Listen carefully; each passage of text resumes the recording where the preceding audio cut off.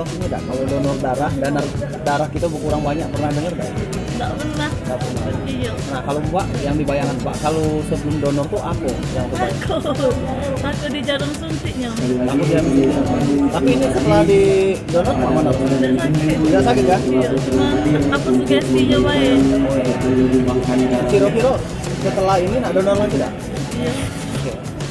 Oke. Pertama kali. Baru pertama kali? Udah pernah donor? Udah pernah. Ini yang keberapa kali? Iya, keempat kali. Yang ke? Kali. Sudah sering ya? Mana orangnya Mbak? Mbak pernah dengar mitos ini nggak Mbak? Kalau donor darah tuh darah kita banyak keluar banyak gitu. Pernah ya? Kalau sugesti Mbak? Sugesti banyak ini keluar darah gitu. Pernah ya?